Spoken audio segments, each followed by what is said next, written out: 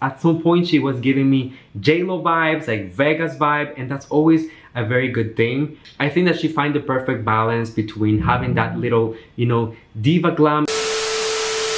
Hello everyone, welcome once again to my channel. It's your boy Luis Portelles, and for today's video we have a very special one because we're going to be talking about the talent show of Binibining Pilipinas 2022.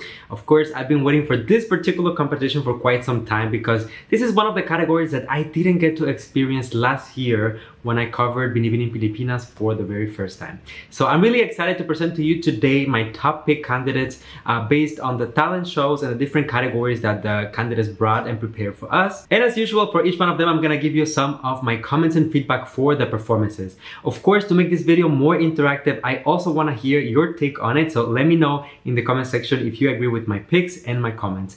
While you're at it, don't forget to leave a like on this video so that it gets recommended to more people, and subscribe to the channel so that you don't miss the videos that I post almost every single day. So without further ado, my friends, I will see you right after the intro.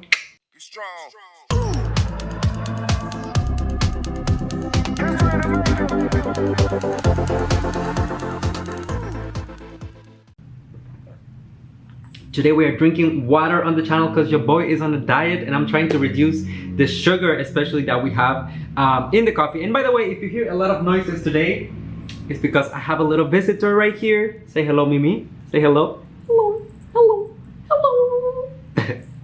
She was my partner this morning as I was watching the competition. So let's get right into it. Number 10 on my list is actually candidate number 36. Her name is Janice Nabarro, and she was doing some singing and dancing. She is, if you guys remember, the one who had the cover of Tina Turner, Rolling on the River. Proud Mary, I think is the name of the song.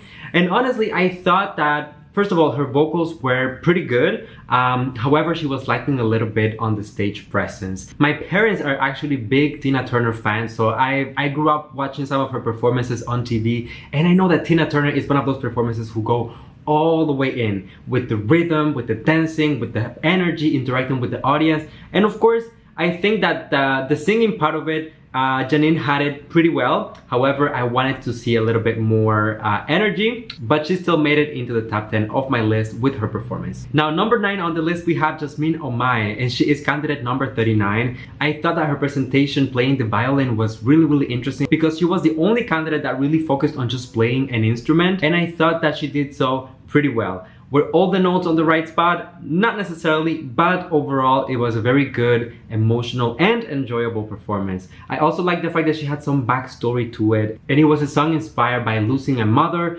or holding to those that you love the most, whether it's family, friends, or just loved ones in general. So I think that we need to give her props. And you know that playing an instrument takes a lot of time, so this is not something that she learned express for the competition. Most likely she has been preparing and studying violin for years. By the way, if you guys noticed, this is my strategy to distract my cat. I just play a video with fish and water, and she always goes and sits in front of the TV. So for those of you cat owners out there, take notes, okay? All right, moving on to number 8 on the list, we have Jessica Rose McEwen, candidate number 27, and she had a presentation of her dancing with some backup dancers. I honestly thought that this was very good. Well, first of all, I liked that she had a personalized track. So she had a mashup of a few hits. She was really good at delivering choreographies, being synchronized with the track, and at the same time, it seemed to be a very refined performance. At some point, she was giving me J-Lo vibes, like Vegas vibe, and that's always a very good thing. I think that she find the perfect balance between having that little,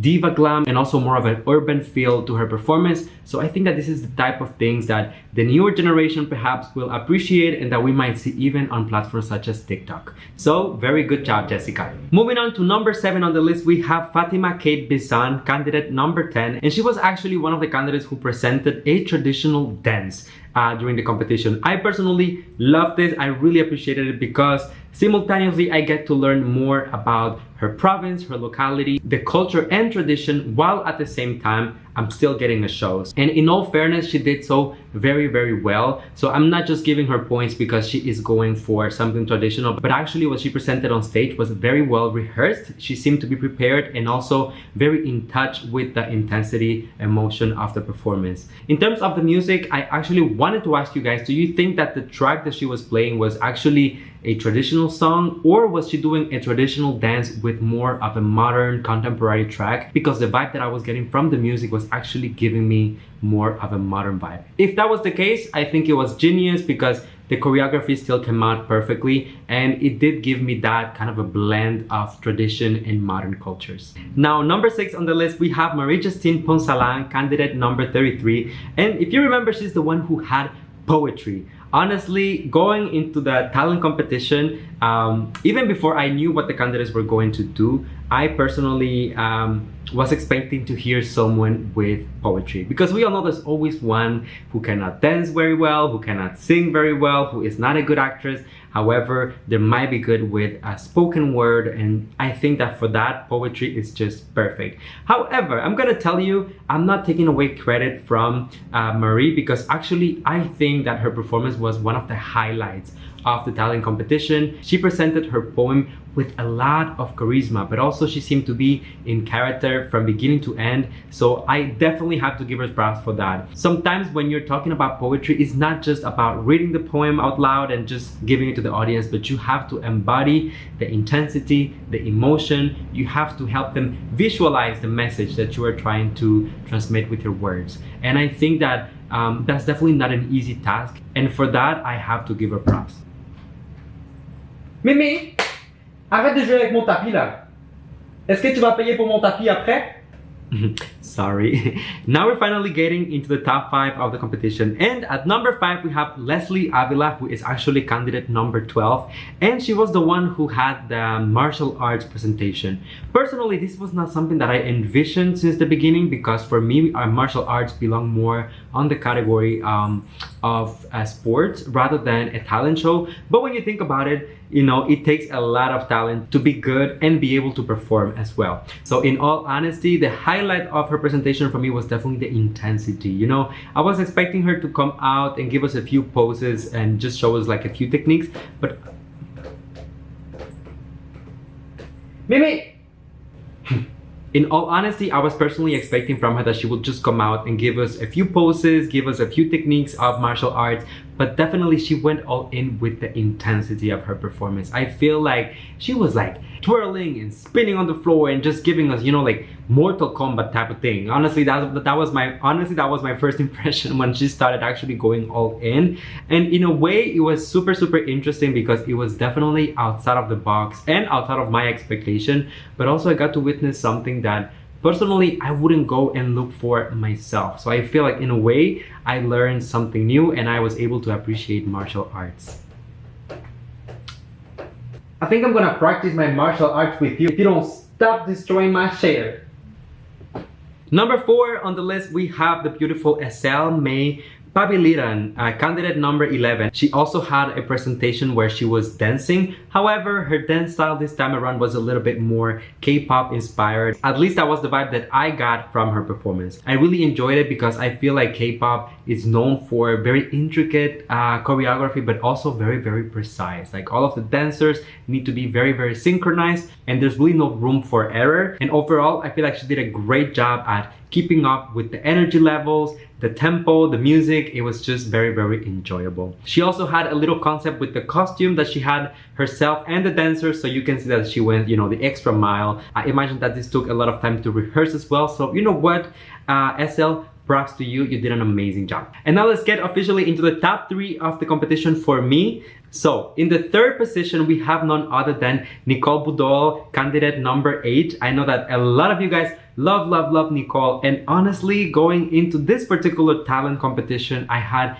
very high expectations of Nicole because obviously she is known for entertaining people, and I feel like that's why, you know, the audience loves her so much. She's a very funny girl, she's very spontaneous, she has no filter, and I thought that that will translate very well on stage.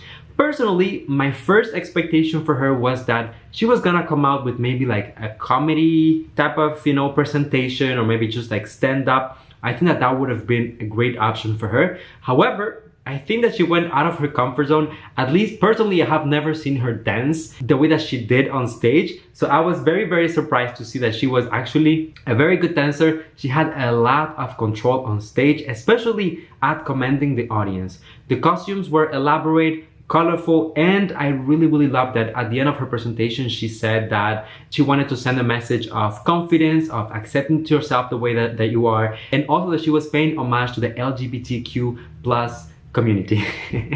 Especially during Pride Month, Nicole really said gay rights. I feel like up until this point in the competition, we have really been having this conversation over and over about Nicole, of whether or not she is, you know, the standard, the beauty queen, or if she even stands a chance of winning a crown during Binibining Pilipinas. And I think that we should give her a chance. Let's allow her to show us what she's capable of. Let's not put her in a box already, and just wait and see in what ways she might be able to surprise us. I feel like the talent competition was definitely a highlight, and I'm really excited to see what she will do next during the competition. So this brings me to candidate number 2 on my list, and this goes to Roberta Tamindong, candidate number 14, and she had a presentation where she was dancing. But this was not just any type of dance. She actually had a concept, one that I really appreciated, because she was dancing to Aqua's smash hit Barbie Girl. This song in particular is famous all over the world for a lot of different reasons. I feel like at some point it was kind of like a cool song. Now it's kind of like, you know, I don't know about this song, but I think that she was able to take all of the personality that comes with the song, all of the fun that comes with it, and she was able to translate all of those things into her performance. From being in character herself as a Barbie doll, to even all the way down to the movement, the costumes that she had, even with her dance partner. I feel like it was definitely very enjoyable. She transitioned as well successfully from the Barbie Girl song into more of a diva type of situation. It was definitely giving me J-Lo vibes, Britney Spears vibe, and those type of performances. So I think what I noticed during this presentation is that Roberta has a lot of personality. She is not a shy girl. She can really excel on stage, and automatically made me attach her to Miss Grand International. So I think that this is the kind of energy that will do very well internationally. So let's wait for other competitions, other challenges, and see how well Roberta will be able to perform. But this one was definitely one of the highlights for me. Alright, and this finally brings me to my number 1 pick for this entire list. And of course, I took the title of the competition quite literally, because the number 1 candidate really showcased different talents. Of course, I'm talking about Maria Isabella David, candidate number 18, and she had a segment during which she was singing, but I'm doing my quotation fingers because actually she showcased a lot of different talents. First of all, I mean, the fact that she was already singing completely live is very remarkable, because we know that a lot of singers, even if they're good, they struggle on a live environment. It's hard to hit the notes, it's hard to control the nerves, it's hard to showcase personality on stage, and I think that Isabella did all of those things successfully. She had a minor technical malfunction during the first part of the segment. We couldn't hear her very well. However, for the second part of her performance, you could really hear her very strong and amazing vocals. So definitely props for that. Also, she was playing the piano. Later during her presentation, she also played the guitar. So many talents. I mean, each one of these talents takes a lot of time to be able to be good at them. So the fact that she was able to showcase those 3 things successfully is mind-blowing. Also, I really appreciated that she even had like a concept when it comes to her costume. I think like it was very stage appropriate, and it felt like she was already an artist, a performer, and that I was actually attending her concert. So for those reasons, I really wanted to give her the number 1 spot, because I think she went above and beyond to keep the audience entertained during the talent competition. But now you guys, please let me know in the comment section, what do you think about all of the candidates and anyone who maybe I didn't include on the list. And for those that I did include, let me know as well your comments and feedback for each one of the presentations. While you're at it, don't forget to leave a like on this video so that it gets recommended to more people. Subscribe to the channel for more videos like this one almost every single day. And last but not least, come here and give me a hug. Not a little tradition on the channel. You know that I love you, that I appreciate you. Thank you for coming and spending a few moments out of your day here with me. And until I see you next time, please stay safe, be kind to one another, sending you all my love, all my kisses, and I'll see you on the next one. Bye everyone.